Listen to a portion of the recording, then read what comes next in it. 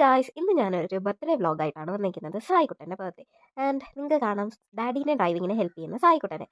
ഈ birthday function നടക്കുന്നത് kayak resort, അതായത് വീടിന് തൊട്ടടുത്തുള്ള ഒരു റിസോർട്ടിൽ വെച്ചിട്ടാണ്. ആദ്യം അവിടെ എത്തിയിട്ട് കുറച്ച് നേരമൊക്കെ സായിക്കുട്ടൻ്റെ ഫോട്ടോഷൂട്ടായിരുന്നു. അതെല്ലാം കഴിഞ്ഞ് കുറച്ച് കഴിയുമ്പോഴേക്കും കുറച്ച് ഇരുട്ടി തുടങ്ങിയപ്പോഴത്തേക്കും പ്രോഗ്രാം സ്റ്റാർട്ടായി.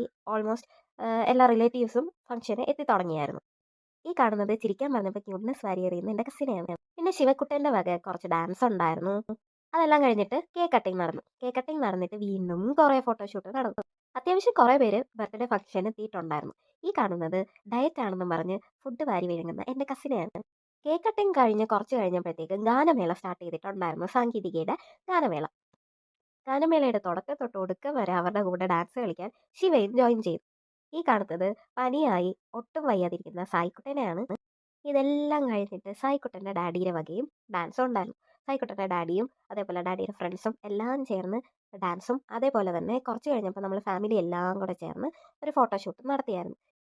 പിന്നെ ഡാൻസൊക്കെ തുടങ്ങിയപ്പം ആദ്യം സായിക്കുട്ടൻ്റെ ഡാഡിക്ക് ഒരു ചമ്മലായിരുന്നു. ആ ചമ്മൽ മാറ്റാൻ വേണ്ടിയിട്ട് കണ്ണി കാണുന്ന എല്ലാവരെയും ഡാൻസിന് ക്ഷണിക്കാൻ ഡാഡി മറന്നിട്ടേ ഇല്ലായിരുന്നു. അവസാനം എന്നെയും വന്ന് ഡാൻസ് കളിക്കാൻ വിളിച്ചായിരുന്നു. അതേസമയം ഞാൻ പോയില്ല. അവസാനം എല്ലാവരെയും വിളിച്ച് തളർന്ന് ആരും ഡാൻസിന് വരുന്നില്ല എന്ന് കണ്ടപ്പോൾ ഡാഡി ഒറ്റയ്ക്ക് പോയി ഡാൻസ് കളിക്കാൻ തുടങ്ങി. അവസാനം കുറേ നേരത്തെ ഗാനമേളയ്ക്ക് ശേഷം ജനഗണമന പാടി അവർ ഗാനമേള അവസാനിപ്പിച്ചു. സുഹൃത്തുക്കളെ, അടുത്ത വ്ലോഗിൽ കാണുന്നത് വരെ ബൈ ബൈ.